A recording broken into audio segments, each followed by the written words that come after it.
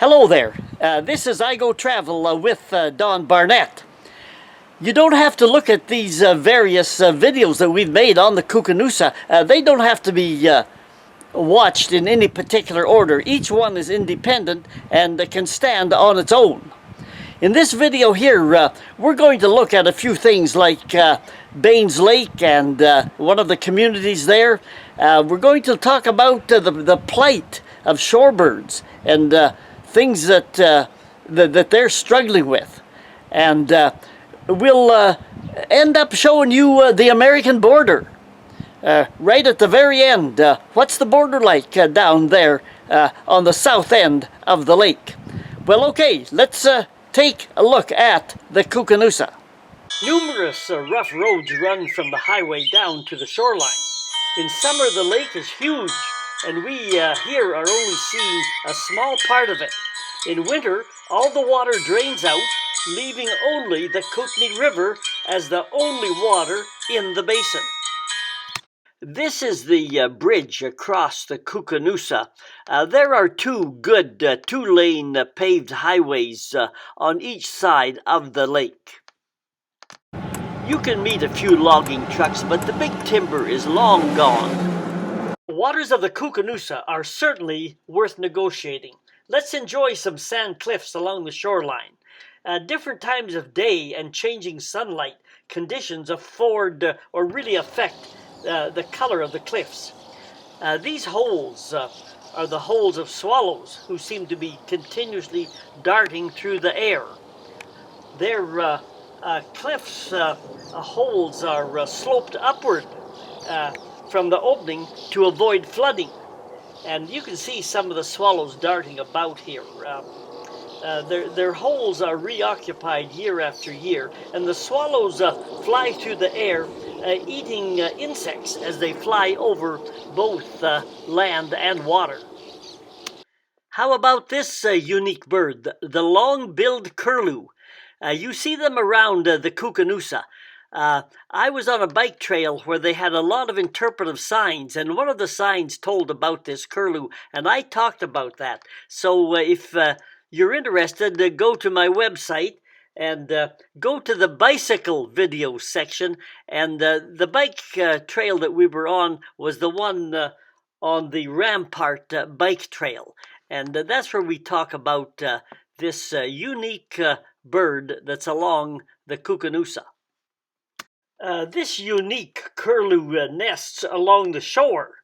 Like other shore nesting birds, the waves created by powerful wakeboarding boats that are becoming more popular on the lake today, these waves destroy the nests and eggs, and the population of these birds, like other shore nesting birds, is on the decline. Here is a bird that you'll see not so much near the water, but back up in the higher country in the more forested regions. And that is the pileated woodpecker, really a colorful, unique bird. This is another kind of woodpecker that you'll see called the carpenter of the forest. It's a northern flicker. These birds are unique in that they feed on the ground rather than in the trees. And they'll nest in the same area, in the same nesting hole year after year. I made more information, kind of an entertaining little video with this flicker in my website. If you go there to the section under special videos, I have, like I say, a little entertaining short video with this northern flicker. One of the signs of spring is the sound of the northern flicker. They're just great. Just listen to this.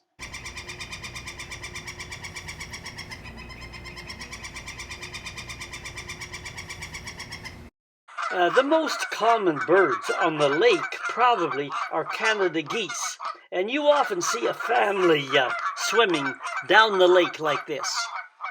The Koocanusa is also home to these great blue herons who wade in shoreline water and stand like statues, waiting for food to swim by. then grab it in their sharp-pointed bills. They eat fish, frogs, snakes, and mice and other small rodents. Their nests are built in the highest treetops, and they will return to the same high treetop nest site year after year. Look here, why is this heron standing so funny? Well, the weather is hot and humid, and herons will spread out their wings like this to try and cool off. Pretty smart, eh? Hummingbirds are also regular summer visitors to the Koocanusa. They are the only bird to fly backwards, hover, and then dart away in another direction. This is enabled because their wings beat 55 to 75 times per second, making the humming sound that gives them their name. Hummers are attracted to red flowers and eat insects and nectar from the flowers. Their memories are outstanding, and they will return to the same feeder year after year, regardless whether the feeder is at your home or out on the Koocanusa. You often see killdeers along the shoreline, and they get their name from the sound that they make. When an intruder approaches, they will fake an injury by dragging a feather along the ground, leading the intruder away from their nest. But none of these shorebirds that we've seen here, who nest along the Koocanusa shores, can save their nests and eggs from the powerful, destructive waves created by modern powerboats and wakeboard recreation boats. Baynes Lake is the main community in the area. It is a collection of, you would say, meandering acreages, rather than a town with a main street businesses or any services. During the summer, it has a weekly farmers market that is very popular. You can buy groceries and homemade items of all kinds, and it is a full crowd each week there. Baynes Lake is a few kilometers back from the shore itself, but here's some old tree stumps that were cut down years ago. It used to be fine timber country, but here's an underground stump that you don't want to catch your boat on. This is more of the grassland shoreline that is so fragile and sensitive to destruction by motorized quads, four-wheelers, and wakeboard boats. There are few enforced rules, and most of the coastline is crown land, which in reality means that there is no stewardship voice to patrol or protect the lake and the area. For example, the movement to ban wakeboard boats has occurred at some smaller lakes where cottage owners' property runs down to the shoreline. When the cottage owners have discovered the devastation to their shoreline, there is a great unified outcry to ban or regulate boating on their lake. But at the Koocanusa, there are few cottage owners. Only the government oversees surveillance along the lakeshore, and government, thus far, has been non-existent and therefore negligent. The Koocanusa is in desperate need for a few rules. Without it, there will be less for all of us to enjoy. This is an example of a place where people had some fun, but with no regulation or enforcement whatsoever. Eventually, we will all lose. There's a lot of good camping on both sides of the lake, as you can see here. There's a highway sign on Highway 3 about the steamboats on the Kootenai River, and this is a picture of one of the early ones called the North Star. But the old steamboats lasted only a few years because they often got grounded on the sandbars in the shallow waters of the lake. The Kootenai River is not a deep running river. Here's a few more historic pictures. The old Craig Hotel. Look at the size of this timber here, but they're long gone. All of these communities and towns are underwater. They've been bulldozed down, and the big lake is there. All have been replaced by the modern recreation that we see here today. And it is a beautiful recreational spot. Most of the shoreline is gravel with a few sandy beaches along it. This island here is called Lone Tree Island because of the single tree that grows on the island. And the size of the island varies a great deal depending on the height of the water. But these islands are very attractive places for the sun-seeking tourists.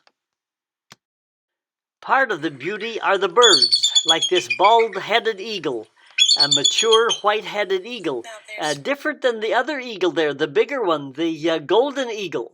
A little bit bigger bird, and this is the osprey, common there. Where there is water, usually there are seagulls, and the Koocanusa is no exception. These birds are intelligent, inquisitive, and resourceful. Mature gulls are all white like this one. Those that have yet to reach maturity are a brown-white mixture. These birds can drink both fresh and salt water. They mate for life. They nest in large, densely packed colonies and will mob or gang up on predators. Gulls eat a wide range of prey, including human garbage, something that has been needed every once in a while along the Koocanusa, but that situation is gradually improving. There's a number of smaller lakes in the area. One is Surveyor's Lake, nice lake for kids and warm water, and they have quite a few painted turtles there. And I talk about these painted turtles in another travelogue. If you go to my website and go to bicycle trails and then click onto the Rampart bicycle trail that is near Cranbrook, they have interpretive signs on that trail, and they talk about the characteristics and the nature of these Western Canadian painted turtles. There are a few deer around, and they come down to the water to drink. We were in a houseboat one time, and this deer came down along the shoreline and looked right in our window. But the numbers of wildlife are greatly diminished from former days. The Koocanusa is a dry country, basically, and wildfires do occur. Here is a water or fire retardant bucket being transported by a helicopter going to a fire. These small maneuverable airplanes skim above the lake, filling their pontoons with water and making repeated water drops on a fire. Careless campers with campfires and lightning are the most common igniters of wildfires in dry areas, although the Koocanusa has so far escaped widespread wildfire devastation. Advanced clearing of underbrush and early application of water or fire retardant can control a fire before an abundance of fuel in terms of timber and strong winds can turn a small fire into a major problem. Here we are right down to the southern part of the Canadian portion of Lake Koocanusa. The American-Canadian border is that line, that cut line that goes up the mountain there. And that cut line is maintained, and every once in a while, work crews from both sides of the border arrange to go and cut the new growth and the young growth back to keep the cut line marked. The actual Canada-U.S. border is nothing more than the cut line over the mountain and an old rustic barbed wire fence near the shoreline of the lake. There is only this concrete survey marker and a simple sign saying that the right-hand side of the fence line is U.S. territory. There are no border markers in the water. At night, you can often see the light of a hovering drone, which I would guess to be an American drone, keeping an eye on the border. Okay, that's another video about the Koocanusa, and I hope to make some more of them. Each one stands alone of the ones that we've made so far. And I guess the real important question that I'd like to leave with you, or the thought, is how do we handle these water negotiations with the U.S.? I've suggested a few things in some of the other videos. Maybe it's time to locally form an organization along the lines of Friends of the Koocanusa. Maybe one already exists. I don't know. But you just can't come and enjoy the recreation and not support it and actively get involved a little bit to help make things better on the big lake. So maybe we'll see you out on the water there. And if you like what you saw, hit the subscribe button, and we'll come back with some more videos. Until then, this is I Go Travel with Don Barnett.